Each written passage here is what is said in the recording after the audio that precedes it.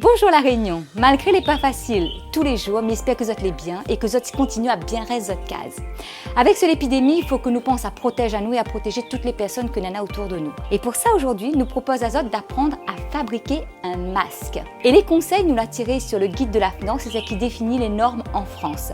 Alors, m'y précise bien que le port d'un masque, il ne remplace pas du tout les gestes barrières, il complète mais il ne remplace pas. Ça veut dire qu'il faut que nous continuions à garder la distance nécessaire et il faut que nous continuions à laver nos mains. Et puis ce masque, il faut l'avaler le plus souvent possible.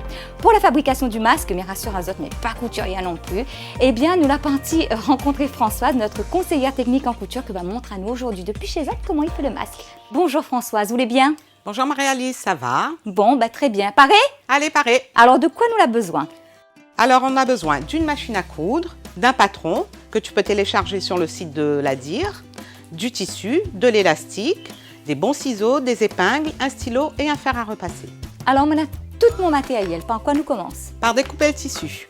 Donc maintenant, on va passer à la coupe. Alors, on va prendre le tissu, on va le plier en deux. Regarde ma petite chute, là, ça suffit. On pose le patron, on épingle et on découpe tout autour du patron. Le tissu est découpé. Quoi nous fait maintenant? Alors, on va aller à la machine et on va passer un point zigzag tout autour du carré de tissu. On met bien le point zigzag sur sa machine. Les 4 coins, les zigzagués, quoi nous fait maintenant? Maintenant, on va sur la table à repasser pour pouvoir marquer les points, pour pouvoir faire les plis. Alors, on prend son patron et avec un stylo, de chaque côté, on va marquer les différents points, les A et les B. Une fois que c'est fait, on enlève le patron et on plie. La ligne A1 sur la ligne A2 et la ligne B1 sur le B2. Voilà. On épingle pour pas que ça bouge. Tu retournes ton tissu et tu vas faire un ourlet au fer à repasser en haut et en bas. Alors, nous l'a fini. Maintenant, nous retournons à la machine à coudre. D'abord, on va placer ces élastiques. D'accord. Alors, de chaque côté, là où il y a les plis, on va coincer l'élastique sous l'ourlet qu'on a repassé et on va épingler. Donc, un élastique par côté. Et là, nous, ça va à la machine à coudre. Et oui! Yes!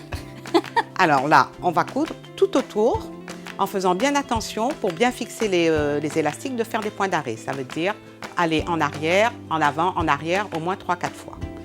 Et voilà. Et notre masque, il est fini. Il est fini. Merci beaucoup Françoise. Et puis, m'y précise bien qu'il faut que nous lave le masque avant d'utiliser. Bien sûr. Et il faut nous laver notre main avant de fabriquer le masque aussi. Oui. Ce qu'on l'a fait tout à l'heure, comme elle est arrivée. Ah, tu veilles alors. Ah, merci Françoise.